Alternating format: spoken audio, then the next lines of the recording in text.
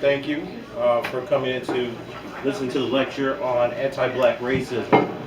I know a lot of the arguments and debate now have taken more of a critical turn. People are talking more and more about racism, about sexism, feminism, imperialism, things of this sort, right?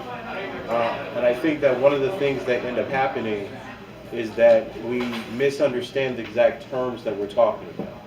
So we'll have people talk all day about racism, we'll have people talk all day about anti-blackness, Afro-pessimism, and we really don't understand what's actually being discussed. So what I've organized today is kind of a primer to understand what's really at stake of racism, what's at stake in our definitions of racism, and how it changes, how every definition changes the paradigms that we're looking to actually analyze society. So when we're talking about racism, it's distinctly different from the idea of race. What Barbara J. Fields, who's a historian, MacArthur Genius Award winner, has tried to explain is that racism is in fact the assignment of a people to an inferior category and the determination of their social, economic, civic, and human standing on that basis.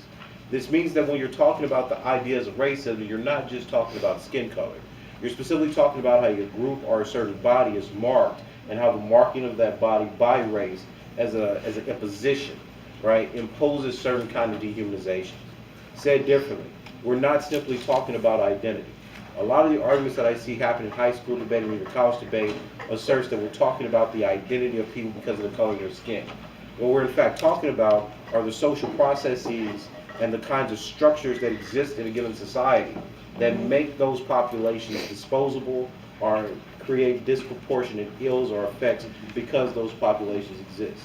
A great example of that would be when most people think about black people or brown people in this country, you say, oh, well, those people are oppressed because they're poor. But what you're not understanding is that by those people being put outside of the market, by having lower labor participation, it's not just poverty, it's also disease, cardiac arrest, cancers, etc. So even within the socioeconomic designation of poverty, you see that there are certain illnesses that are bringing about their death, right? So what Barbara J. Fields is saying is that when you're looking at these terms, race versus racism, you have to keep in mind that racism is actually an assignment of people concretely in a given society. And race, which is what most liberals want to talk about, is a homelier, more tractable notion than racism. Because when you substitute racism for race transforms the act of a subject into an attribute of the object. And because race denotes a state of mind, feeling, or being, rather than a pattern of action, you don't get to talk about the material effects of disposability of society. Said differently, it's much more likely that you can talk about race and talk about your experience of being black, your experience of being white, your experience of being Latino, rather than talking about the concrete actions or state programs that are deporting people, killing people, etc. Right? That's the difference. And what Fields is trying to get us to understand is that when you flip it to identity and you don't get the material aspect, when I say material, I mean what's happening in the real world, you're not actually talking about how racism functions as a process. Does that make sense to everybody? Yes. Right. So remember, when you're talking about racism, you're actually talking about processes that create populations that are dehumanized and disposable. When you're talking about race, you're usually talking about an identity, a marker, and how people feel about or articulate that identity. Okay? Now, this brings about a few different problems in academic literature. In the academy, when we talk about race and racism, we have these debates, but there's a tendency now, over the last decade or so, to look at racism as an effect or a technology, that's my word, that brings about death. You will see this in the Afro-pessimist literature, you will see this in the critical race theory literature, and you will see this in kind of the black male studies literature, right? Black studies, black male studies, etc. My definition of racism is racism is a complex nexus, a cognitive architecture that's used to invent, reimagine, and evolve the presumed political, social, economic, sexual, and psychological superiority of the white races in society, while materializing the imagined inferiority and hastening the death of inferior races. Said differently, racism is the manifestation of the social processes and concurrent logics that facilitate the death and dying of racially subjugated people. So one of the consequences of this kind of definition of racism is that there are actually oppressed races in the world. right? Because you're talking about racism as the effect of social processes. Now, remember, this is very similar to how Barbara J. Fields is thinking of racism, where she thinks of racism as the assignment of people to inferior categories. So what you see is in the structural accounts of racism, people are talking about actual populations. It's not a debate about whether or not racism actually exists. It's a debate about the consequence and emerging populations that you point to in the world that are a product of racism. Is that distinction clear? So if you're talking about racism, you're going to actually have products because it produces populations that are poor, that are policed, that are incarcerated, that are sick, that are dying. Okay? Everybody get that distinction? Okay?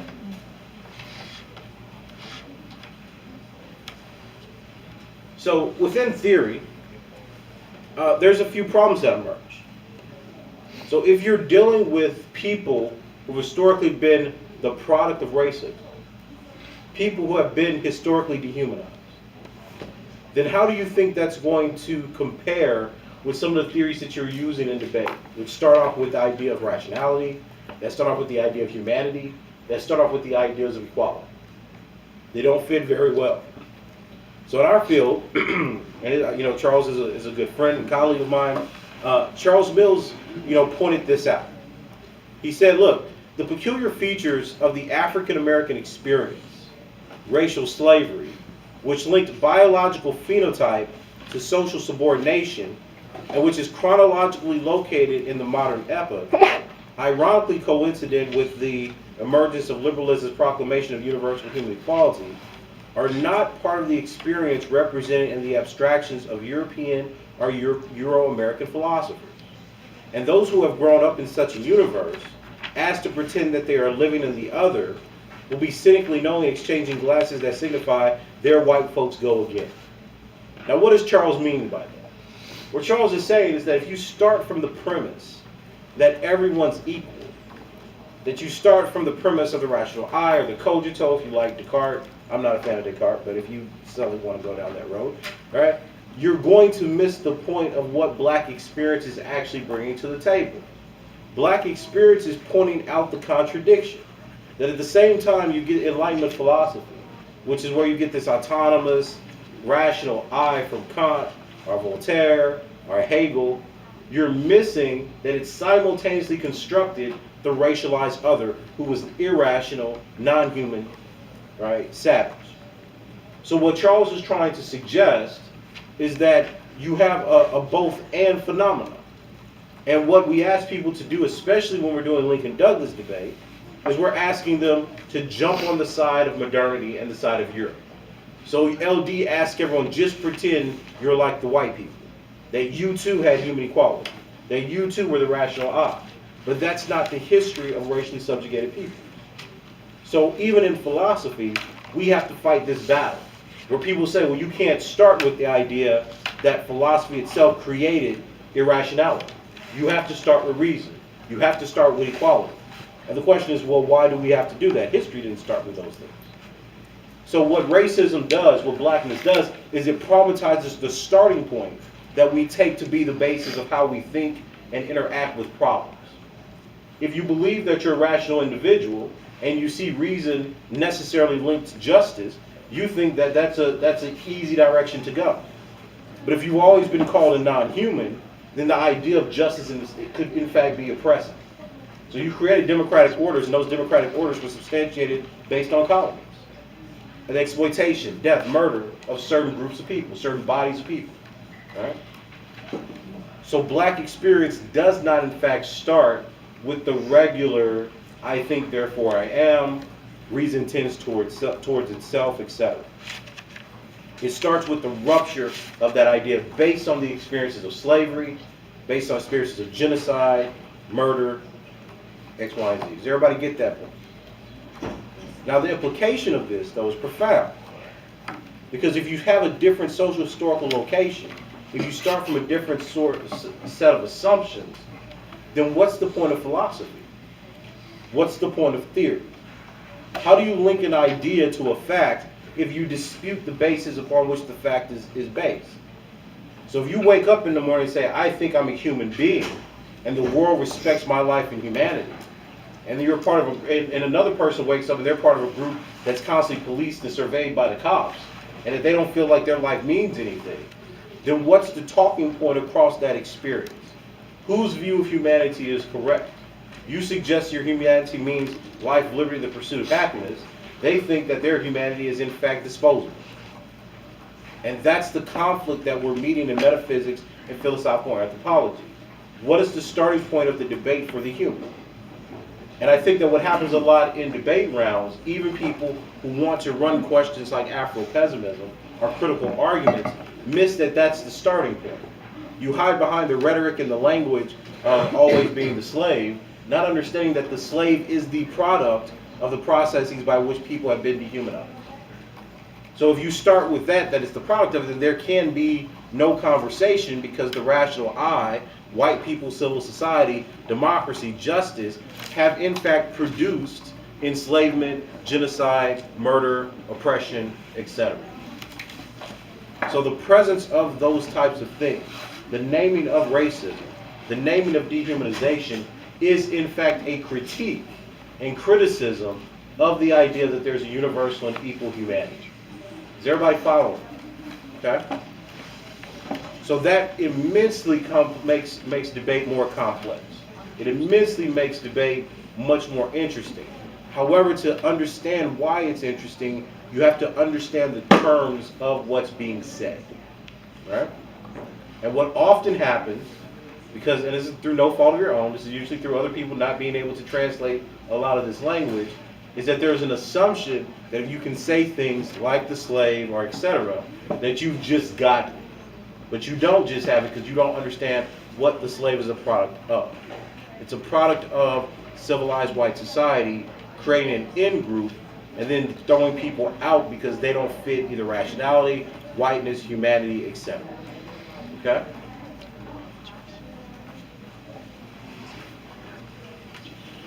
Many of the recent arguments concerning this issue are by Calvin Warren, a good friend of mine at Emory University currently. What he wants to explain is that blackness is outside of ontology. Y'all know what ontology is? No? Okay. Ontology is the study or philosophy of being. It is an account of everything that actually exists. So when you make an argument about the I or the human, you're suggesting that those things actually exist, that they have being. Calvin Warren's argument is that black people do not have being. So he is trying to point out that the comfort one has within the idea of the human is completely illusory. You can't, and said differently, black people cannot argue for humanity when they don't have humanity, as if the idea of humanity is going to protect them from violence, death, and oppression. So whereas in white history the idea of humanity has been a very powerful ideological force for equality, it's been the exact opposite for black people, because when black people assert their humanity, it usually follows state-sponsored programs of death and violence. COINTELPRO is an example of that, right? Targeting of Panthers is an example. Okay? So let's read through what Warren says. So Warren says, the human being provides an anchor for the declaration. And since the being of the human is invaluable, then black life must also matter. If the black is a human, the declaration anchors mattering in the human's being, right? Notice using the term being, actually existing. But we reach a point of terror with the syllogistic reasoning. One must take a step backward and ask the fundamental question. Is the black, in fact, a human being? Or can blackness ground itself in the being of the human? If it cannot, then on what basis can we assert the mattering of black existence? What that means is, if blackness has no being, then blackness cannot be part of something that has being, because that's a contradiction. Human has being. Blackness is non-being. So blackness cannot be put within the realm of the human. So you cannot ground the existence of black people in the same ideas constructed on the history and ideations of whites. Does that make sense? Or is it too deep? Is it a little deep? Right? Right? It's just really, honestly, do y'all know what the law of non-contradiction is? So the law of non-contradiction says you can't be A and not A. Right? So you have to be either A or not A. Can't be both. Very Western metaphysics. Okay? If you think of it like this, whiteness equals being, human equals being, therefore whiteness is human. Blackness is non-being, therefore blackness cannot be. That's it. It was a syllogism. Right? And it's this problem at a metaphysical level that creates all the things that we're debating about in the academy. How do you say blackness is non-being, but then ground it in terms of being? And there's tons of literature on this. Right? This is the contemporary debate. So you have Afro-pessimists, you have black nihilists, right? You have people like me that are critical race theorists, all trying to figure out, because I actually study real stuff, I'm not that interested in debating metaphysics, but trying to figure out how non-being is expressed within a language of violence throughout various levels of society. So if you're a dehumanized body, we're talking about incarceration. We're talking about police brutality and death. We're talking about sexual violence. We're talking about domestic abuse. We're talking about marginalization, erasure, right? Disposability, deviance, scapegoating. All these things seem to be part and parcel of the techniques that dehumanized populations suffer under across the world. So then when you ask that question, well, what are the types of violence that are associated with dehumanized populations and bodies? Blackness seems to emerge as one of those possible types. Make sense? Kinda, a little bit. But there are a lot of different theories that don't necessarily presuppose this pessimistic view. One of those theories are intersectionality. Have y'all heard this term before? Right? I'm not a fan of it, but nonetheless it exists. Intersectionality focuses on the intersections of race and gender to only highlight the need to account for multiple grounds of identity when considering how the social world is constructed. So when Kimberly Crenshaw came up with this idea, she gave it to the world as a possible theory to explain how various aspects of the social world interact. And it's become kind of a pop term, right? Everything needs to be intersectional. Feminism should be intersectional. Black studies should be intersectional. X, Y, and Z. Everything's intersectional. But the problem that I personally have with this theory is that I don't know a world when it wasn't, right? So it's not like black people woke up in the 19th century and was like, oh, there's only race, because back then there was God, evolution, etc. In the 20th century, you woke up and it's like, oh, there's race, and then there's class, and there's religion, etc. So, there's always been intersectionality. The problem is there hasn't always been a discussion of gender. And the reason for that is because gender is a very recent category in the history of the world. So intersectionality tries to say that we have to look at all the implications of what constitutes specific bodies, beings, etc. And I think you can see automatically that this may be in tension with some of the arguments that are coming from Afro-pessimism, that's coming from black nihilism. Because the categories that intersectionality is built upon, right, presuppose a certain notion of existence. You actually assume, has anyone ever heard of Marx? Yeah. Or socialism? Right, so what's Marx's category of being? What is he focused on? Community. The community. The community? No, that's not his term of being, though. So when you think Marx, so if you think Afro-pessimism, you think the slave. When you think Marxism, what do you think? Economics, yeah, but what's his term? Who's the subject? Who does all the work for Marx? The proletariat, which we call workers. Very good. So the workers is a category of being for Marx, because the worker actually exists, right? The worker is the product of the order of economic relations and the means of production, right? So that's how you understand which subject is actually working, doing work in the theory, right? That's the category of being. So just like in Afro-pessimism, civil society is based on masters. So what's produced by that ontology is the slave, right? That's the category of being or non-being, right? In that case. So what ends up happening is that people making these kinds of arguments may be suspicious of simply asserting that race, class, and gender matter, because they're going to say which category actually represents being. Right? So if you're a Marxist, you got the worker. But is the slave being? Because Woodson argues the slave is non-being. Right? What stands in for our concept of race? What kind of violence stands in for that assertion? So intersectionality is a complex and very ambiguous term, right? One of the things that people have done recently with this is they're trying to define it, because nobody defined it. It was just based on black women's experiences. So one of the most recent definitions, and this definition of intersectionality literally changes every time somebody gives a talk on it, is in 2013. This is the last printed definition that I can find. That says that intersectionality is best framed as an analytic sensibility. If intersectionality is an analytic disposition, a way of thinking about and conducting analyses, then what makes an analysis intersectional is not its use of the term intersectionality, nor its being situated in a familiar genealogy, nor its drawing on a list of standard citations.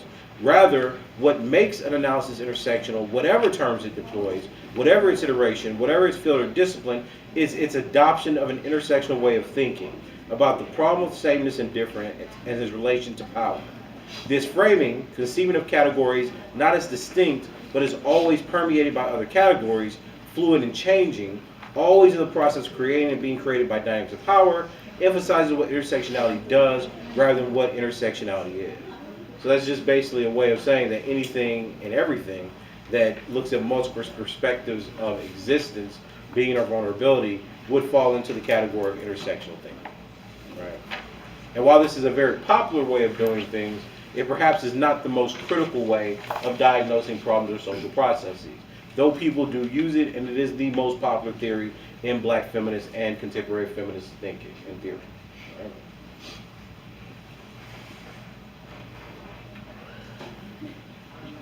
Right? To push back against intersectionality, because intersectionality assumes that in most societies, racialized women, specifically black women, will be the victims of discrimination.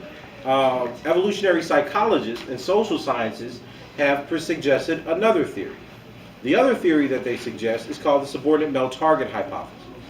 Now, under this theory, the idea is that because racism is an architecture of death and dying, because dominant groups want to reproduce themselves in the future and want to keep their demographic numbers up, right? So you can see this in the language of the alt-right today, the idea that whites are becoming a minority in the United States, that they're being outpopulated by other groups.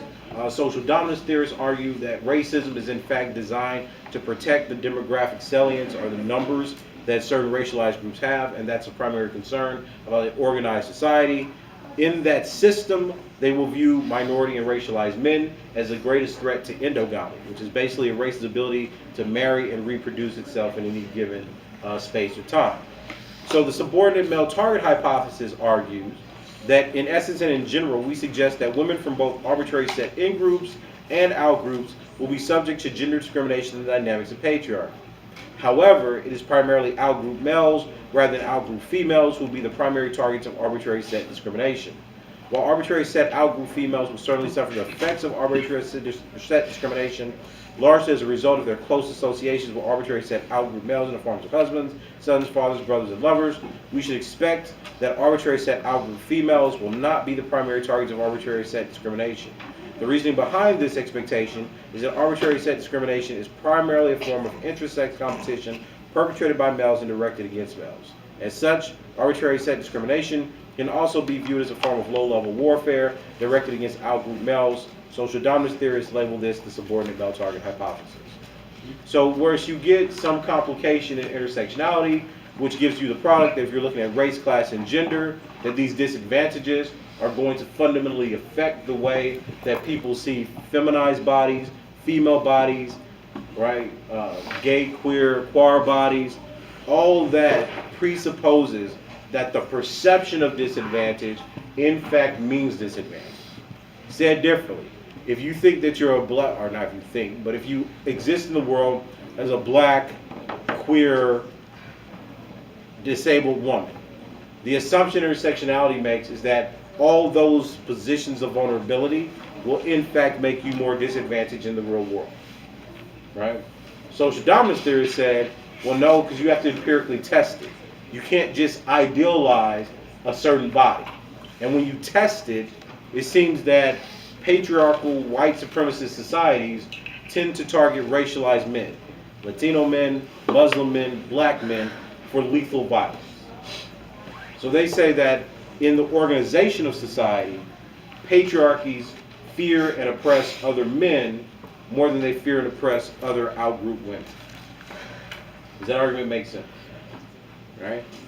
Women are oppressed and discriminated against based on paternalistic violence, or paternalism, which means that you're controlling their bodies, you're controlling their choices, you're controlling what they do in life, their life course.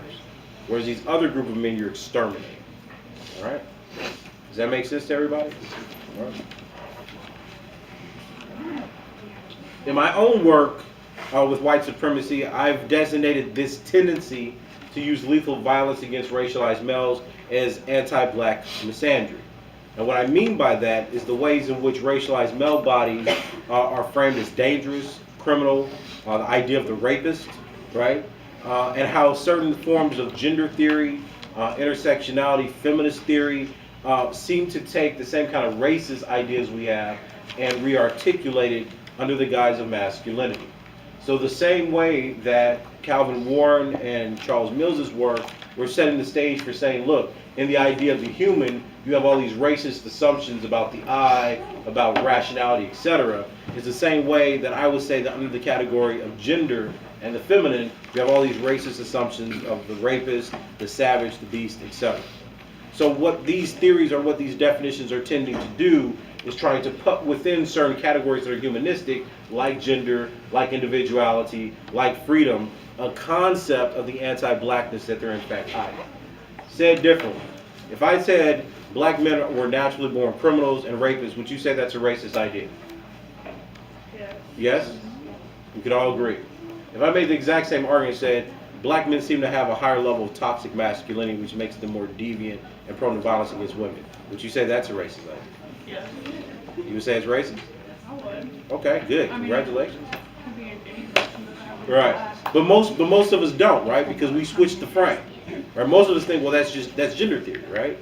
And you can make the same statement and just re-articulate it in different terms, and it means the same thing. We usually don't identify that as racist, right? What I'm trying to point out is the same way that you say, oh, there's a rational human.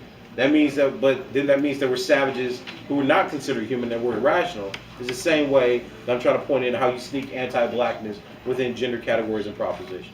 Right? So anti-black misandry is the cumulative assertions of black male inferiority due to errant psychologies of lack, dispositions of deviance, and hyperpersonality traits like hypersexuality, hypermasculinity, etc., which rationalize the criminalization, phobics, and sanctioning of black male life. The ultimate end to this is that there are a lot of different definitions, techniques of exploration, and theorizations that accompany how we think about race and racism. If you look at race and racism as a simple idea, you know, William H. Ferris wrote in 1913 that the race problem was something that was so disrespected that even the white boy at the grocer who was bagging groceries thought that he had an opinion and could solve it. If you look at racism as something that's fundamentally intuitive, that you really don't have to grapple with and study, then you're not going to get the complexities of the literatures that you're encountering. Right? If you're reading Afro-pessimism, you're not just reading somebody who has a specific theory. You're reading someone who's rebuilt a whole possible world that explains how these things operate.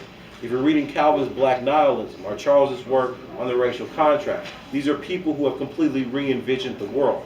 They're not interested in discourse, what is the assumptions, what is the anthropology, meaning the theory of the human that you put forth, actually mean for debate rounds.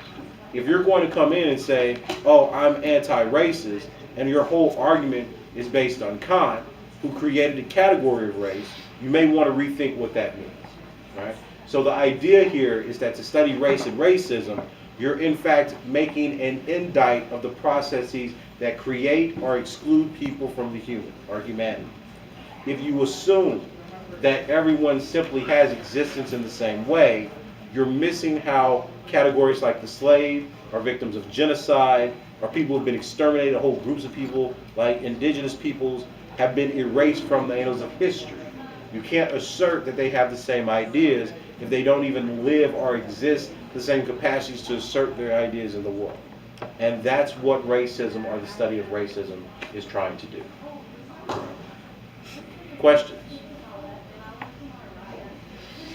Is this gonna be on a test? No, no test. No test. So any questions about how this affects things? Anything that you don't understand? That just all went down smoothly the first time around. Yes, sir. So when you talk about how like you can't assert assumptions of like humanity with black individuals, how does that affect like trying to heal racialized subjects like that? That's a great question. A lot of the arguments or literature in psychology talks about race-specific and culturally sensitive programs. The ideas of equality that don't really explain the experience of many racialized populations in terms of depression, abuse, don't really lead to great clinical results. So said differently, if you tell a black person, look, you have power over your life, you should build up your self-esteem, etc., that doesn't translate to how they experience the world when they go into it, because they're usually a managed population, especially if they're black men.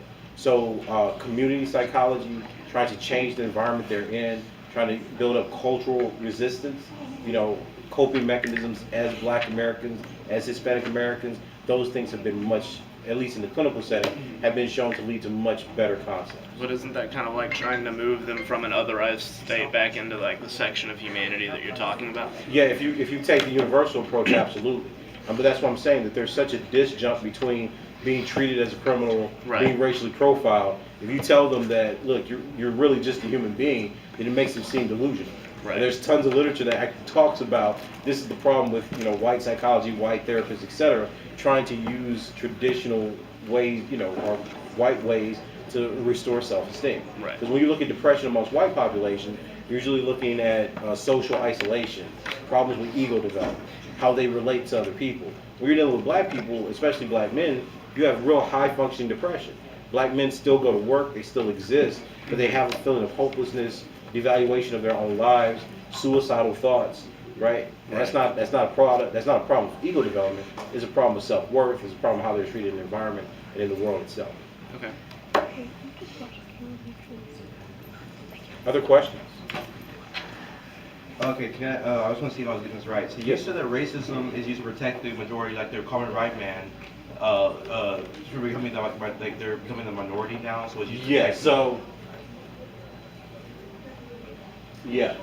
So what I was saying is that in social dominance theory, right, part of the concept of racism is that dominant groups often are sensitive to their actual population, right? So, and what's a threat to their population?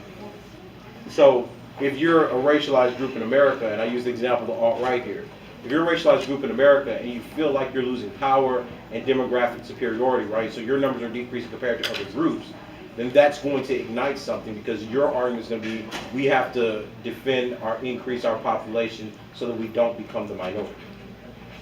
And what ends up happening in those processes is that racialized men are targeted. So that's the social dominance account. And that's where you get a subordinate male target. I tend to agree with that theory, right? So that's kind of my bias, right? I tend to agree with this kind of theory because when you study segregation, or you study the Holocaust, or you study Armenian genocide, or you study Namibia, right? All those genocides and racial regimes target racialized men first. So, given like evidence, right? It seems to me that in racially repressive regimes, racialized men are first targeted with lethal violence, and racialized women's bodies are managed for labor, reproduction, etc. It works, right? And that seems to fit what I see today. You see high rates of homicide amongst men, high rates of incarceration, high rates of police brutality, high rates of unemployment. You see them kind of sectored out of society. And that also fits with Latino males and even certain Muslim males in terms of how they're profiled. So it seems to me that racism has a misandric aspect to it. What I mean by that is it has an aspect where it lethally targets racialized men first and foremost, and then oppresses the rest of the society through the will to see death and die. No problem. Yes, sir. So basically, in a nutshell, racism is basically genocide extended over a large period of time. Some would argue that. Now, there's some genocide scholars like Helen Fine who would suggest that genocide is separate from how we traditionally think of racism. There are lots of black scholars, I think, that are sensitive to Afro-pessimism and sympathetic to that, which would suggest that racism, especially in America, the anti-black variant of it, is a prolonged genocide that's utilizing economics, psychology, etc., towards the inevitable elimination of a group of people. Other questions? Criticism? Okay, I have a question. Yes, ma'am. It's like in the news a lot lately, and it's a lot of like people are saying that like whites are like getting like racist comments for them, and like people are saying that you can't be racist towards white people. How do you feel about that? Like How do I just feel about being racist towards white people, or can I be racist? You think you can be racist towards white people? Like I don't have an opinion on it. Like I don't So get into that. But I it was just depends wondering what think. again. It depends what your definition of racism is. Based on the definitions that you use, what do you think? It would be impossible because, and here's why. If racism is the assignment of a people to an inferior category and the determination of their social, economic, civic, and human standing on that basis, right? So we take that Barbara Field's definition. Then even if black people say the worst things about white people, you can't assign their population to an inferior economic, social, political category. Now, if you view racism as negative thoughts, beliefs, or stereotypes about individual people based on skin color, then you're going to say, oh, well, then black people, brown people, Asian people can be racist towards white people. Yeah, like you think that like, and even like another like, can you be racist like towards your same race? Yeah, you could have internalized racism. Yeah, Okay. but here's what I'm saying. The reason that I started with Barbara J. Field's definition is because notice the difference she makes between race and racism. Yeah. So if you're looking at race and you're saying you're paying attention to somebody's beliefs or their being because of skin color, then you're going to be much more, and this is what liberals often do, you're going to be much more willing to accept that we have to treat everybody as equal human beings. And in my classes, I often give people this problem because, you know, a lot of millennials think this, because this is kind of what y'all were raised on. Like, oh, if you pay any attention to skin color and think people are bad on that basis, that's racism. So I asked them, I was like, okay, so were black people in slavery racist against slaveholders? No, I don't. But they hate slaveholders. I feel like They hate them because they're white. Stuff. Hmm? I feel like they hate them more not because they're white, but because of what they did. Right, but whiteness meant that they can do what they did. Right, so if you were white, you were a citizen, you were a human being. If you were black, you were a slave and you were to be owned. So whiteness became part of the language even in the 1830s when you're looking at someone like, you know, the treatise, David Walker's Appeal, for instance. Right, these are all examples where black people in the 19th century were attacking white people for their whiteness and for their, you know, bastardization of Christianity. Were they racist? I don't know. Right, but you see the problem it creates if you use the liberal definition. Yeah. And nobody wants to say, oh, the enslaved were racist against the people who put them in slavery. But then you get the same problem in the 21st century because the argument that black people are making is that whites are still a dominant group that's actively oppressing them. This isn't a historical argument, right? This is an argument that, look, when you look at white people, when you look at white America is still oppressing black people. It oppresses them with their policies about housing. It oppresses them with their arguments about the suburbs. It oppresses them through school and redistricting, right? Like there's tons of arguments for why the white race as a group oppresses other groups of people. So then if you say, well, look, we think that you can be racist against white people because look at the arguments that black people are making against whites. That white people are racist, that white people are evil, that white people don't respect humanity, that they're violent, genocidal, etc. How do you make the critique? And I think that that's the argument that's really on the public's mind in America right now, is that if you take this view that anybody can be racist, then how do you critique whites as an oppressive group? Because when you usually talk about oppression, I mean, think about the arguments of feminism. Has anybody ever read a feminist argument? Yeah? So how do feminists talk about men? Poorly, right? Like, and you know. Reincarnation of the anti. Exactly. So if you, but I mean, think about it. This is exactly what I mean. If you look at a feminist argument and they're talking how they describe men and patriarchy, you're going to get the same kind of language. So then the question becomes, why then does the racialized language by which blacks, brown peoples, Asians, etc. are criticizing white people, white supremacy, somehow become out of bounds? Because now even that language that is the critique is considered to be racist, right? It's just, the problem is the moment that we're in politically in the United States. Because now you have a kind of white pride moment with the alt-right and with Trump being president, that's allowing white people to say, oh, any criticism of white people is in fact a type of racism. And I think that what ends up happening with that is they're conflating exactly this problem. If racism is assigning people to inferior categories, then what they're attacking is when Trump says no more Muslims, no more Mexicans, no more black people in these positions of power. That's on the other hand. I disagree with you on how you said white people got to do that because they were white. I think Okay. they got to do it because they had money. Because there was black people that had slaves. And Sure. there was other skin colors that had slaves. But why did black people have slaves? So let's talk about that. Why do you think black people had slaves? For the same reason white people had slaves. They needed free labor and they had Really? to make money. Did any of the people who happened to be manumitted buy back their families or their children? They could. Did They that? had- Yeah, they did. They did. So are you suggesting to me that people who bought back their families and children, because we actually have manumission records, that they just viewed them as labor the same way white people viewed them? Not all people, or not all the Africans, or not all slaves that bought their back their family, or didn't buy Sure, back but I mean, their but we family. do have a record of people who in fact did do that, Oh, correct? that's not only. Okay, I'm not saying this on, but we do have a record that some did that, right? Right. And you would suggest that those people that did that had a different view than white plantation or slave owners, correct? Yes, sir. Okay, so in those other instances where you're suggesting that black people bought slaves for the same reasons as white people, did those people have the same kinds of plantations, needs, etc., that white people had? Said differently, were there black people throughout America, especially even in the South, that were allowed to have plantations that competed with white people for production, cotton, etc.? I think so, yeah. You think so? So are there also, but in that history, there are also stories of white people taking other black people's land, correct? Yes, sir. And destroying and burning down all the fields and crops of black people, right? So if that's true, and we don't know the percentage, but let's just say that category where black people did own slaves, how then would it be possible for them to build up the same level of ownership of slaves and production as white people? White people can just come in and burn down everything they have. Yeah, I guess so, but, yeah. So what I'm suggesting is, I'm very well aware of the talking point. I understand where it comes from.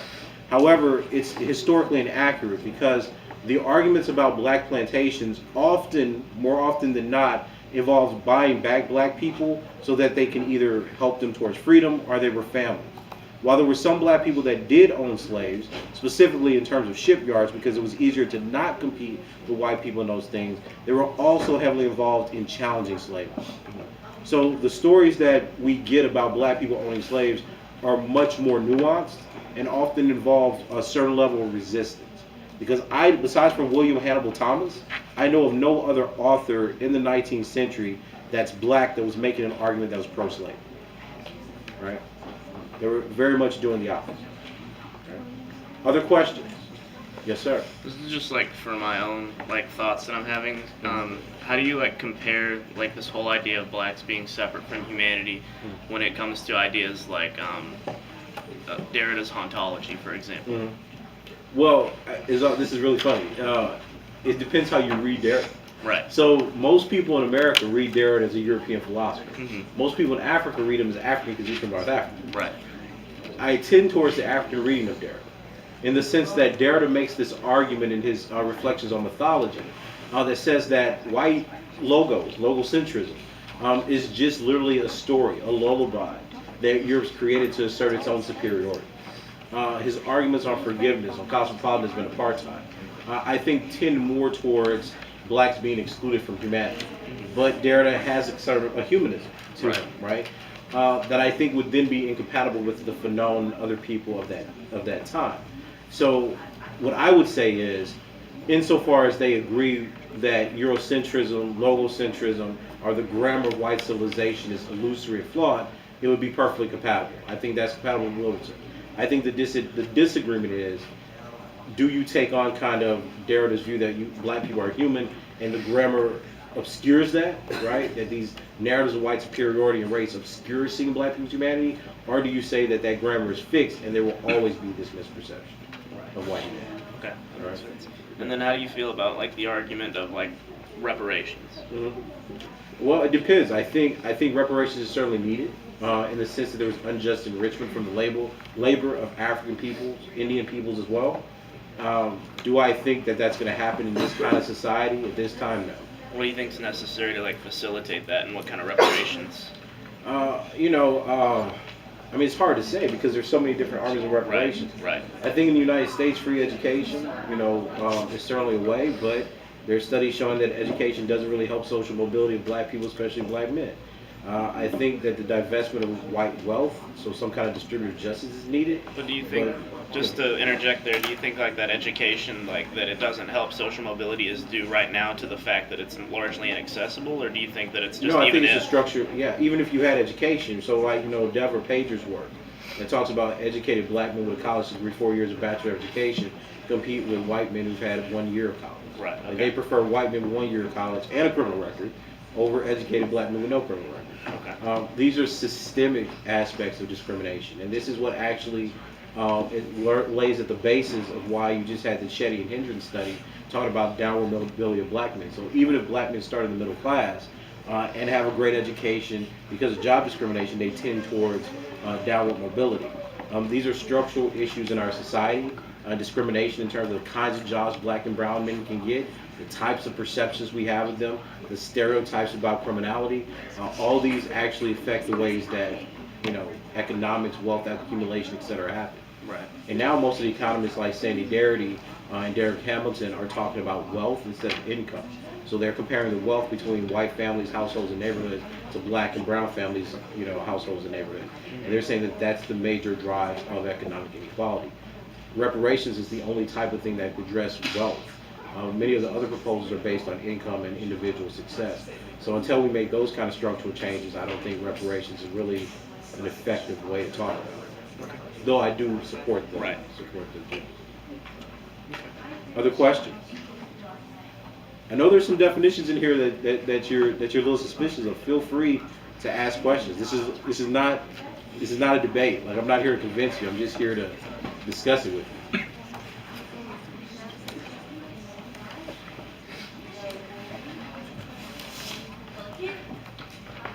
Everything good? So y'all understand intersectionality?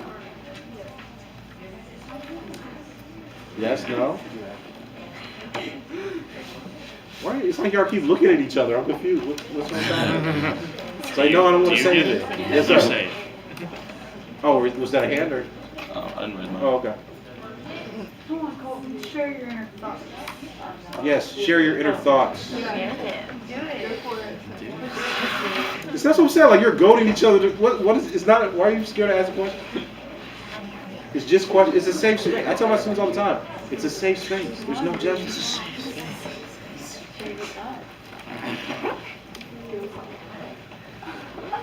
All right. So let's start here. Let's ask a basic question, right? Since you're.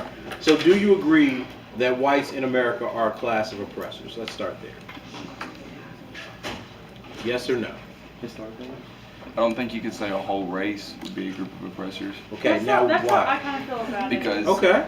See, now you're having a conversation. Because- Why do you feel that way? because I'm not racist. Okay. Like, I don't think anyone in here is The one racist. southern white boy in here, I'm not racist. But I mean, to go somewhere else and you could have a whole town of people. It's like I wouldn't say that anyone in here is racist. Okay. But I mean, How do you know me? I mean, Yeah, you don't I would know. think You not. I'm Asian, but I'm considering not we're all racist. sitting here talking about it. But if you could go to a town anywhere else, and the whole town might be. So Okay. I don't think to say a whole race of someone would be accurate. That's kind of, Okay. I mean, historically, I feel like, of course, and I feel like you can't just deny that, like, of course, white people throughout history have been, like, oppressing people throughout history for centuries. I mean, the Jews, black people, of course, with slavery and stuff. Okay. But I mean, like, now as we've gone along, I feel like it's no longer just, like, a race that's being expressed. I feel like it's many people, because their culture believes, because of their color of Okay. their skin, because their gender, what they believe in. I just feel like it's Okay. a lot of jumbled up stuff nowadays. All right, so let's explore that. Okay. So in that view that y'all just gave, like, what do y'all think racism is, though? So if you're saying a whole race can't be one thing, do you think that as a group, do white people tend to be in better social, political, cultural positions than other groups in this country? On average. On average, you say yes. Yeah, would but think like I would you think gotta it look at depends. opportunities too and see how like people strive to do stuff. Like not just gonna say white people get everything, because I mean, the doctor I go No, I'm not to- saying that white people get everything. I'm just saying as a group, right? Because if we're talking about groups, we're admitting that individuals have different struggles, communities, poor, etc. But as a group, But couldn't a white person struggle too? yeah, Like absolutely. if a white I'm just- person came from like a poverty or impoverished background, absolutely, Stuff like that. absolutely. But in those groups, do poor white people tend to do better over the course of a life than other minorities from very similar circumstances? I think that's changing.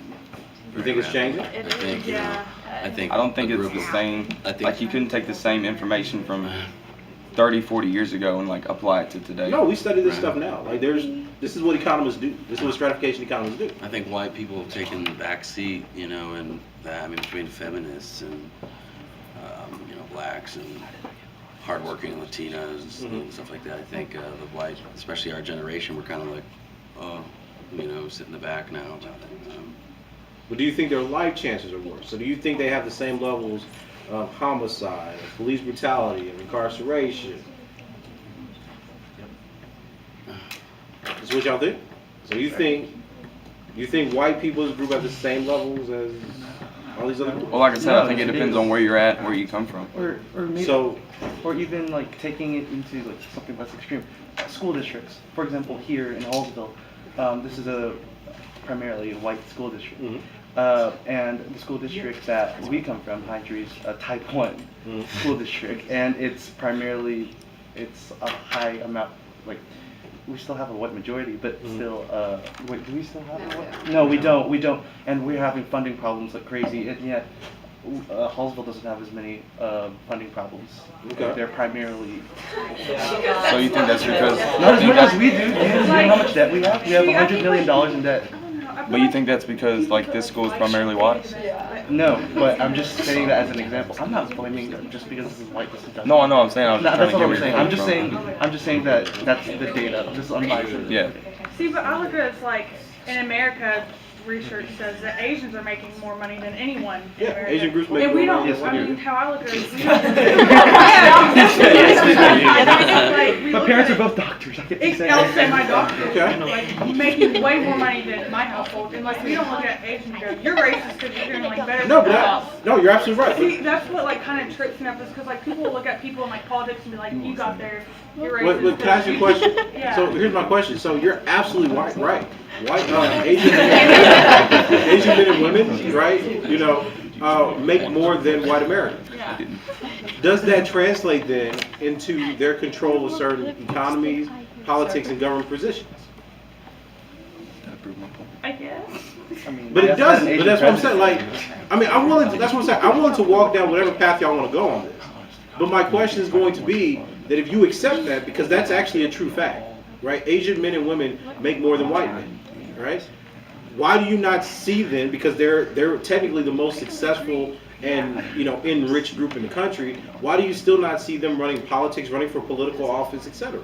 I feel like they don't. I feel like people don't want to do that. Like, We don't. So it's exactly. only about. Like, Why would I don't want to do waste that. time doing That's corruption? how I kind of see it. Cause I know people who are like, I don't want to do that. I'd rather be a doctor, make money doing that instead of going to politics. So you're saying a whole race? No, not a whole race, but I feel like you just said, like they choose not to do that. So it's all based on choice. It has nothing to do. But I agree there is like oppression, but I just don't like when people Yeah, like, we white still people like oppress everyone. Cause I'm like I feel like there's all races, like of course white people oppress people. I feel like there's races that not everyone's being oppressed, but like it's not just white people that are doing that. I feel like Okay, any so- way, I think there could be a race racist out of any race. There could be a Okay, racist out of any so here's race. my question. If this is true, okay, why was it the white race or groups of white people in America that started the Tea Party and the alt-right? because it was the taxation, and it was against like the Tea Party and stuff that you just said. Are you talking about like the Boston Tea Party? And No, stuff? I'm talking about What are like you the Tea Party that was like resisting Obama, Oh. that transformed into the alt-right. So if every race, I think that was because. So you're saying the Tea Party was against Obama? Yeah. Could that not just be anyone that was against his political views? No, they were overwhelmingly white and poor. Some of these people from Appalachia. But you think them being white has something to do with going against Obama's views? That's what their argument was, that he wasn't American and that we were losing the republic. And then a decade later, that translates into Make America Great Again. America's a white republic. But like as a response to that, like just like and I don't want to sound racist at all, because I'm not, and I don't, like, this is why I don't like talking about it. I don't like, as like a white person, I don't like someone looking at me and being like, well, your views sound super racist, because of course, like, I believe that there's expression and stuff, but like, what would you say about the people who aren't white, who are like, we're not voting for Trump because he's a white, like... Racist, yeah. I find that to be an adequate response by people who perceive you may be racist. But like... But aren't y'all doing the same thing that you're saying we You're did to kind of- Obama? No, the argument is not that Trump's inferior because he's a racist, or that Trump is making America into a republic made by racists. The argument is, or a white republic. The argument is Trump is discriminating against other people. Hence, the effect of that is Muslims, blacks, Mexicans are being criminalized and deported from the society. Okay. So it's not, the argument isn't don't vote for a white guy because most of your presidents except for one have been white guys. You see what I'm saying?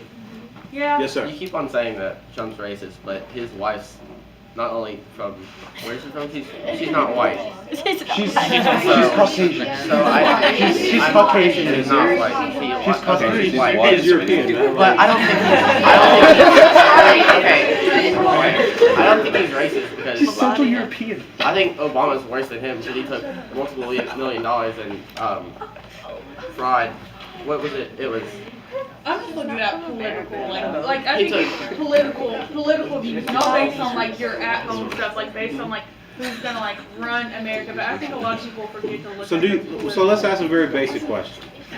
Is targeting people for their skin color racist? Yeah. See, Yes. that's how I look at. That's how I Okay. look at it. So are there state policies now that target groups of people for their skin color or religious origin initiated by Trump? Like what would initiate skin Muslim color? ban, deportation of Mexicans, even some of which are citizens, the denial of birth certificates, driver's license to people in border states, even though they're citizens. Would this qualify as state-sponsored racism to some people? Yes, but I'm Mexican and I say that them coming all in America is ruining America's culture. Exactly. Because Exactly. they're I cha- completely agree with that. Because How? in Mexico, it's not like good. It's not as everything's not as stable as America. And So what does that have to do with ruining people's culture in America? if it's you're- clean. Okay, so when they come America- here, I'm sorry, when America's they come culture's here, clear? and then they start up a business or something, then their business is like trashy looking, right? Because that's how they saw it in Mexico. Because What? I'm really confused. I want to make sure I'm confused too. Let's quiet down. Okay. Because I want to hear. So let me, if I'm understanding you correctly, your suggestion is Mexico is poor, the economy and the politics is unstable. Mexicans come over here and then they reinvent that when they start their own businesses, things of that sort. so, and then everybody else sees it as, okay, that's fine because that's how it looks now. So then that's ruining how everything already looks. Like it was good, like U.S. was good, and then When was the U.S. good? I guess that's what I'm trying to understand. So when was the United States great? it's getting better now, but Where it was great and they made it worse. So in your mind, what is that? so as soon as I guess I could be racist, but I'm not racist because But that's what's really interesting to me, right? Because you said you could be racist, but you're not racist because you're Mexican. I guess I could be racist, but Yeah, so like, what makes you? So, I mean, because the way I'm hearing it, quiet down. So, because I'm genuinely trying to understand your point. So, what I hear you saying is, Mexico has economy and politics that are in shambles, and somehow the individuals from Mexico carry that kind of culture with them. They come to America, which was great and clean. And somehow then they reinvent this culture of poverty and instability. So I hear you saying that an individual marked by a certain racial trait brings with them an inferior culture. And that the effect of that is that when you get enough of those people in America, that somehow ruins America. So I would classify that kind of thinking as racist. Because it not only suggests that a group marked by race is a problem, but it also suggests that the group possesses an inferior culture that has a deleterious effect on the society that they come to. And if you hold that view, then I'm going to tend to suggest that you also, it's not just racism, but you have serious arguments or issues with cultural relativism or cultural diversity. Because it would then tend to suggest that the only true culture or the best culture would be Anglo-Saxon culture. which would be the kind of dominant culture that we're talking about in the South, in Southern America, and what Mexicans are challenging and refuting. Right? That's a problem because Anglo-Saxon culture has by far been some of the most domineering, cruel culture that's ever been founded amongst Europeans. The Teuts were more civil than Anglo-Saxons have been. And given just the history of the United States relationship to Mexico, if you see Mexico as a society or geography that has this political instability and you're not asking why, so even if you go back a decade before I'm sure you were born to disagreements in the Clinton administration about NAFTA, you would see that there's been a very real policy issue, imperialism, and the U.S. meddling in Mexican politics that have created some of those instabilities. So to reduce it down to individuals and culture would be something that I would render extremely problematic, right? And again, what I'm pointing out to you is not a disagreement simply in your argument, but I'm trying to ask you to think about and reflect on the assumptions your arguments actually rest upon. Because again, and this is what I'm saying, when we're talking about racism, we're not just talking about people's opinions. What are the assumptions of the processes, right? If you look at the processes of xenophobia and colonization that America has demonstrated towards Mexico, that's why Mexicans are fleeing Mexico. It's not that they were violent people. Most of the United, and it's interesting to me that you said that once upon a time America was clean and great. Most of the South and West America were ruled by the people we now think are Mexican. Right? Like when you have the Bear Revolt in War, California, that was all Mexicans in all literal terms. So again, I'm always kind of confused how far back you're going. You see what I'm saying? So I mean, I would just caution you to think more carefully about what you're saying in that sense, and even take some time. Again, I know that the first response people have, especially to a professor talking to you, is going to be disbelief. And the reason is because at your age, your cultural location and knowledge comes largely from the people around you, your community. And that's completely fine. I'm not offended, I'm not upset. That's just how things go. But as you get older and you go to college and you start veering out and having to form your own thinking, your thoughts will change. And they're going to change because you're going to be onslaughted with so much different diversity and situations and context and reading that you're going to be thrown into chaos. And this happens all the time in my freshman classes. All I'm doing is trying to give you just a brief glimpse of what happens when you find out that you're wrong when you're much older. And that requires you to think much more carefully than about the things that you're taught, the things that you believe, right, and the perspectives that you have, because the world is so much bigger than the communities that you come from. Right? When I meet scholars from Africa, I have to rethink what I think racism is. When I meet scholars from Asia, I have to fundamentally rethink what I think the function of capitalism is. And those are good things, right? Because it's constantly making me revise what I think I'm sure of. Y'all haven't reached the point here, and all I'm trying to do is say, look, in debate rounds, when you have these kinds of arguments and these kinds of problems, these are going to be the beginnings of you having to constantly rethink everything you believe. And again, that's why I said, this is not to attack people, but it's to really make you think like, okay, well, what if I am holding racist views? What if I do believe that certain groups of people are equal, or that certain groups of people can't be oppressive to whole groups, but then we trace history and our contemporary moment, and those groups traditionally still maintain power. If you don't want to call it racism, what do you want to call it? Right? These are the kinds of questions that professors and scholars ask. Yes.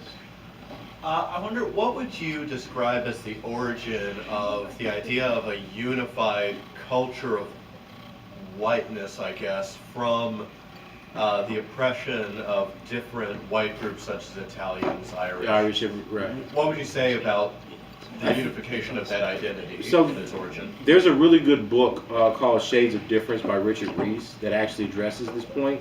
The origin of whiteness in America is pretty complicated because even before there were different immigrant groups, you had Teuts, you had Anglo-Saxons, you had Celts, and these were different ethnological arrangements of the 19th century. With the Immigration Naturalization Act in the 19th century, however, there was this kind of unified concept of whiteness, where people who were let into the United States were done so on the basis of character. Could they assimilate certain Anglo-Saxon values of America? And that kind of set the course for what you're describing, which is an early 20th century phenomenon of Irish immigrants coming into the United States and assimilating. So it was not a very smooth transition always, right? Because there were intraracial or intercultural conflicts between groups of Anglo-Saxons, whites, etc. But part of the thing that happened in the mid 20th century was that you did have begin to have a unified concept of whiteness that saw itself in relationship to other people like blacks, Mexican, in some cases Jews, because Jews assimilated much later in the United States. So I think that historically speaking, you have certain policies and immigration policies and acts that sought the assimilation of diverse ethnic groups. And then you saw that play out through the latter 19th and early 20th century. Interesting. Thank you. No problem. What was the act that actually got rid of the Asian immigrant stuff? And some of In California? The ones you learn in U.S. history, the ones about the late 1800s? Yeah. Okay. So there was, I mean, there were several of them. Right. But some were for Japanese immigrants, some were for Chinese immigrants. One of the biggest ones was the Marriage Act, which prevented women from coming over, because the idea was that you can use the Asian male labor, but if you didn't bring Asian women over, and since they were not allowed to marry white women, they would inevitably die out in about a generation or two. But in the late 1800s, there was that general move for, it was almost as bad as what we talk about today. And Yeah. I really probably argue it was much worse. I mean, they actually, the idea that, what am I thinking of? Is it a name? I know the act you're thinking of, yeah. I can't, it's just, Dawes Act? Not Dawes Act. We can Google it. I can't really remember. I actually think I cited it in my other book, because I wrote a That book was on a reaction to significant minorities coming over here that were non-European. Mhm. Okay? But at the same time, earlier, you've got what? Reactions against Europeans coming over. Mhm. First the Irish, then you've got what? The Southern and the Eastern Europeans that Mhm. were reacting to. There's no consolidated, I think that's what you were trying to get at, was that there's no consolidated view of whiteness. Yeah. As much as there is an You didn't idea start of off white with that. Anglo-Saxon Protestant, okay, Right. was actually the first one. And finally, it resolved itself into a whiteness. Yeah. So I mean, the debates that the diversity you see within the white race are largely products of the kinds of wars that you're having in Europe, because these people are immigrating, so they're keeping their ethnic identity even when they're coming to the United States in the mid 19th century. However, when you're talking about what we usually refer to as the flood of immigrants has happened in the early 20th century, and even in those things, with the gangs of New York type scene, right? These things existed, but these things were after Reconstruction, they're industrial. They're given away towards certain, or they're testaments to certain struggles with assimilation, right? But I think that by the mid 20th century, and I think many sociologists and historians would agree with this view, you're finding something very different when, and this is actually what the University of Chicago was doing the whole time when they were doing sociology. Like, how are you getting these immigrants and these urban groups to assimilate into modern white culture? So we think of Hull House, when you think of the stuff that John Dewey's doing with education, there are whole programs where they're like, look, let the first generation people keep their culture. We'll take the kids to schools. They'll die out, and the kids basically will be American. So that's what I meant when I said there were deliberate programs in the early 20th century that designed and created the concept of whiteness that we were dealing with in the 1950s, 60s, and 70s in the civil rights movement. I'm going to agree almost. First, I'm going to specify the fact that I personally agree with your viewpoint completely, but I've actually been researching some on the other side to actually see exactly how you make those arguments. Sure. All right.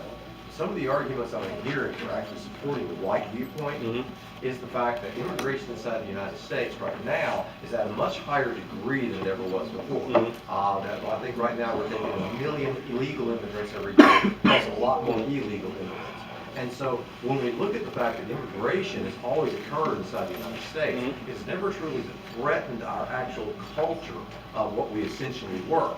But with a larger number of immigrants coming into the United States now, we are truly beginning to feel that the essential values and culture of the United States are being threatened and overwhelmed by the sheer number of immigrants coming into the United States. Yeah, that's true. Yeah. All right. And so therefore, people are actually reacting to that, not because necessarily that they're any different than people before, but because the actual amount of immigration is so much greater.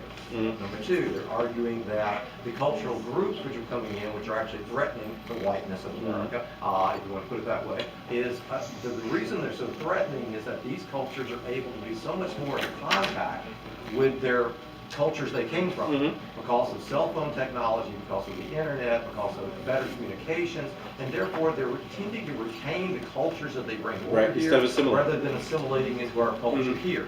So we're looking at the essential nature of American culture being overwhelmed by immigrants which are coming in and not assimilating to what we eventually view as essential American culture, and therefore threatening the very existence of the America as we know it. Yeah, and I think I think for the most part what you said is absolutely correct.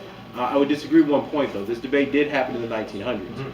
Specifically, the reason I wrote my other book on Josiah Royce is because he was a strict opponent of the view that you're saying. At that period of time, he said, "Look, immigration is higher than ever. We have racial contact and imperialism, so we're fighting against, you know, the yellow peril, the black peril, and all these different countries."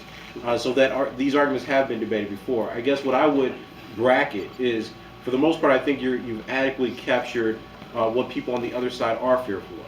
Yes. And it's not just America. It's happening in Europe. Yeah, it's happening in Europe too, right? This is, so, you know, like this is something that you find like on the American conservative website constantly.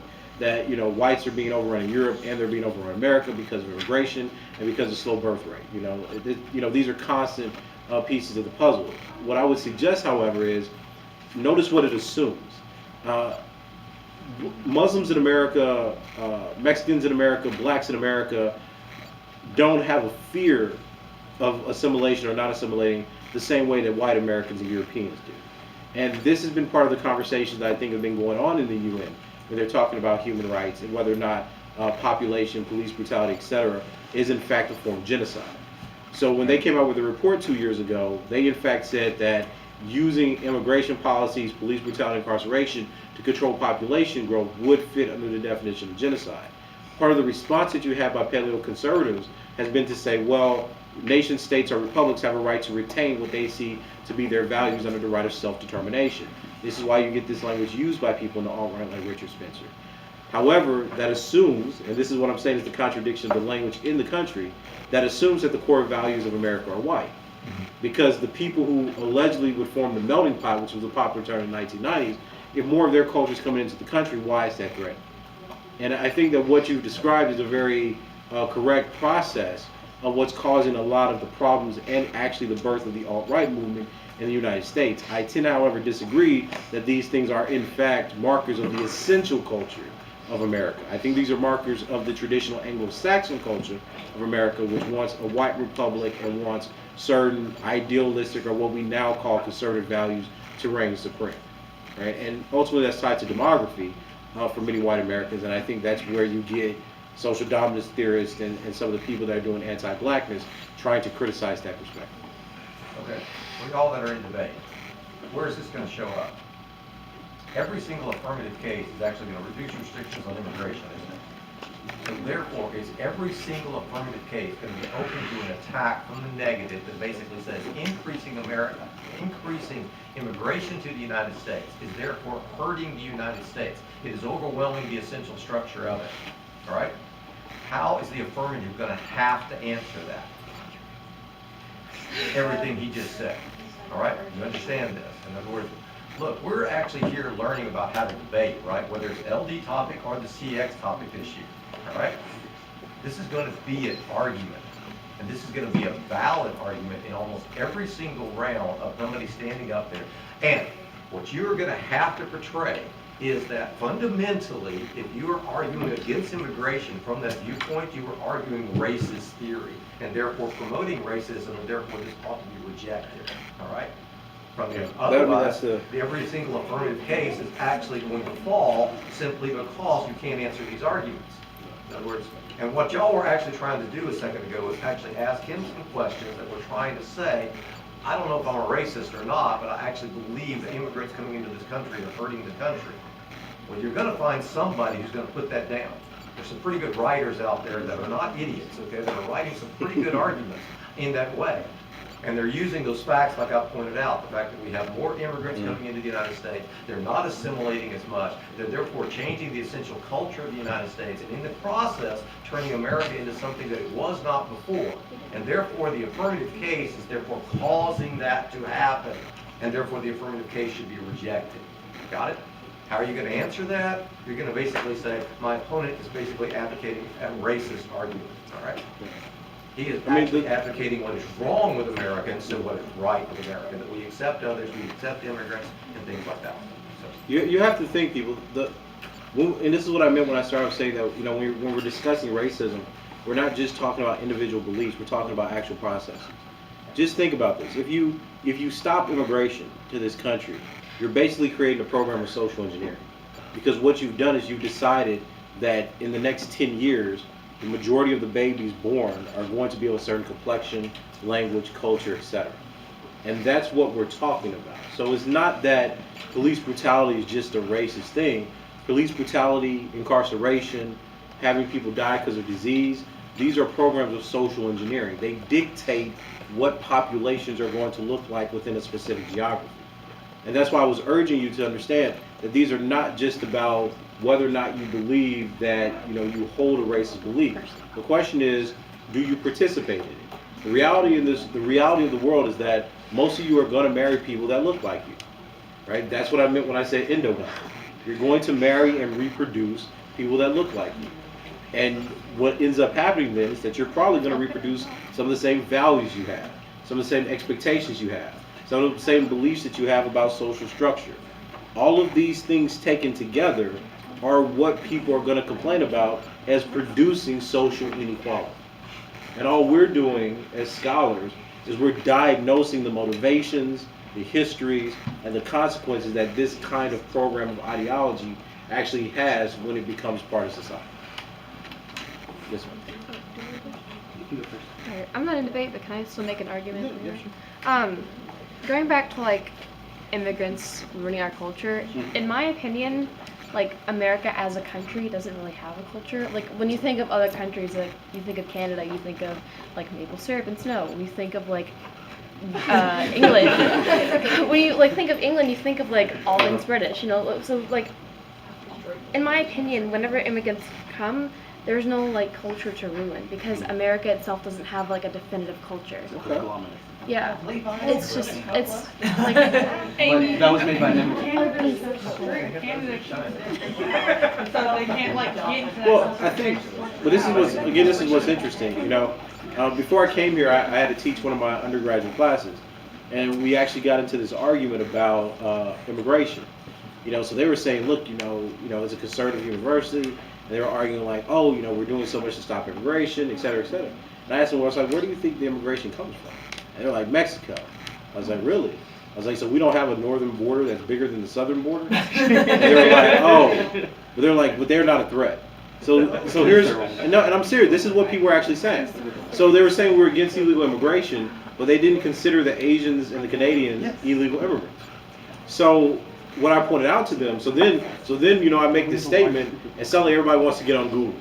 And then they're pulling, and I'm serious, this is what happens, right? When someone tells you something, right, especially a black professor, you know, because you don't meet very many black men that actually know more than you, right? That's just not our society's structure. So then they're like, oh, well, this can't be true. So he pulls the first internet site, and it's like, well, it's like 50, what do you say, like 60-40.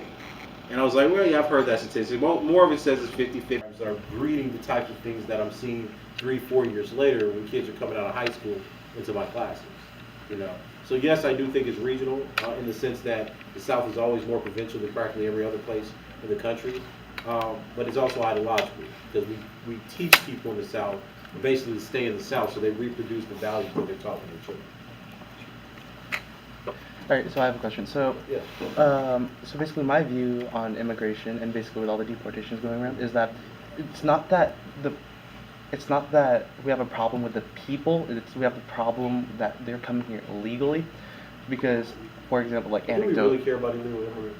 I mean, my parents kind of do because I wasn't born here. Mhm. I'm an immigrant myself. I came here with my parents from the Philippines. So my parents had to spend around 6 years in a waiting list to come over here, and my mom had to work in Saudi Arabia. And for a woman who's not Muslim, that's one of the worst places to go. Right. So we're just kind of our effort is like we spent all this effort to come over here, and all y'all have to do is basically hop into a truck or hop And I understand that yeah. perspective, but what I guess I'm asking when I say do you care about illegal immigration, does America really care about illegal immigrants in the sense that they don't hire them, they don't make use of their labor, etc. So, are there some industries in America that fundamentally would not exist without illegal immigration? Yes. If, But are there not other ways to bring over those immigrants? I'm sorry? Are there not other ways to bring over the immigrants?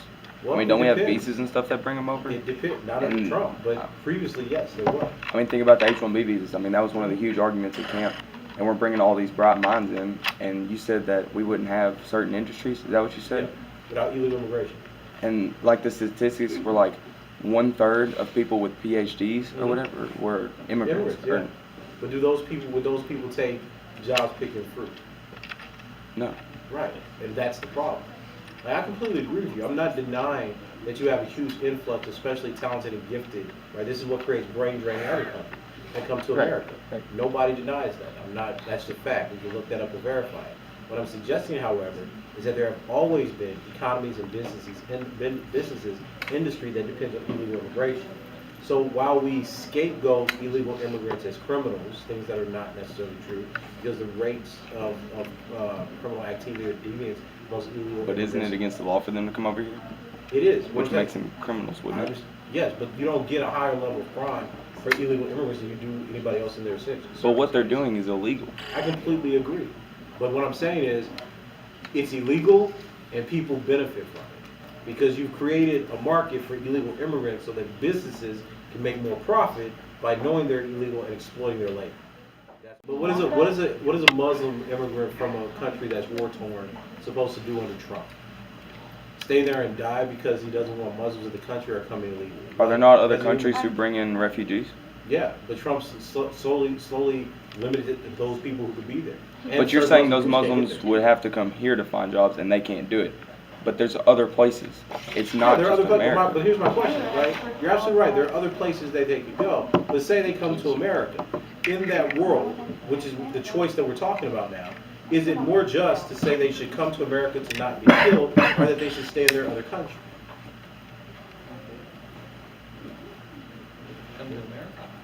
Yeah, it's I more- mean, to me, that seems to be just. And if I'm going to make an argument, and people get this, what I mean by historicizing an argument. If I'm going to truly be against illegal immigration, like, don't you think it's a little hypocritical to say, like, we should respect the rule of law now and borders now, when the whole history of America up to the mid-20th century was about violating borders, either through imperialism or genocide? Oh man, I feel like the hypocrisy in it is that the people who benefit usually tend to stick to the norm, and then when it's referring to legal immigration, you have to think of you can say they're criminals and illegal, and I understand it because you have to think about it in the perspective of why did they come over here and why are the reasons or what are the economic situations of the social political places they're trying to escape from. Like in Mexico, vast corruption. So it's easier to pay off someone like a police person than it is to actually work with the government. Thus they come here. And just beforehand when he was talking about they bring a culture of and that's why it's reverting America into something that it was not. I believe it's not a certain culture but a mindset, because those people and the Mexican majority, as he was stating, have this culture, but I would assume it would be rather a mindset that they have to do anything in order to succeed. And so it just depends on where you lucked out or how you were born, where you were born, and that's why we shouldn't, as human beings, say, okay, since you just got drugged through the bad end of the stick, you shouldn't be allowed in here.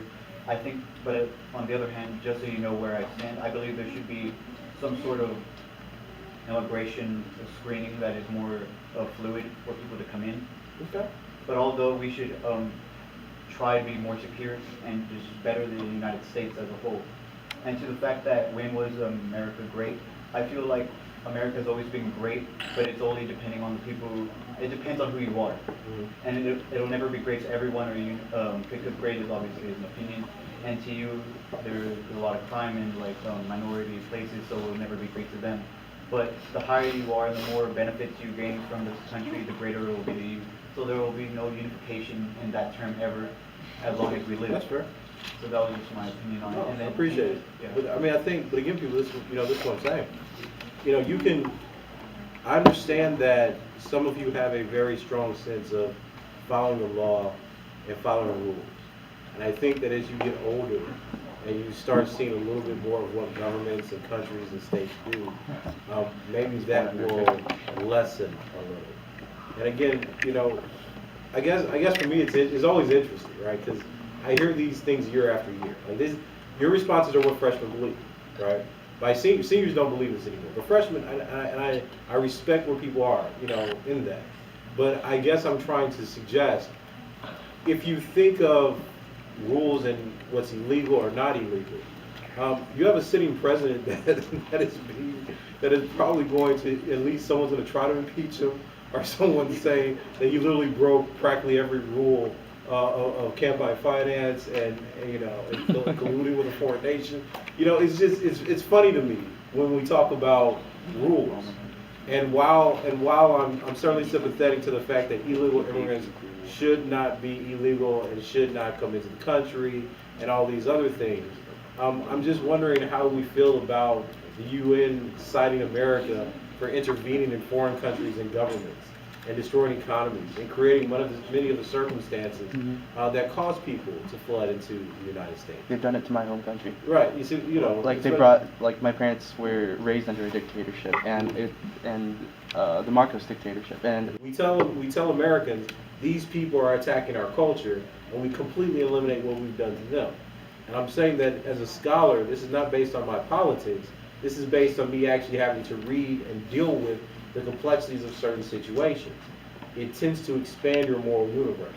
That if you're talking about people who are put in situations where they're going to live or die, my compassion then is that illegal immigration is the lesser of the evil than dying of a dictatorship or a coup that was installed specifically to be as heinous and as brutal as possible.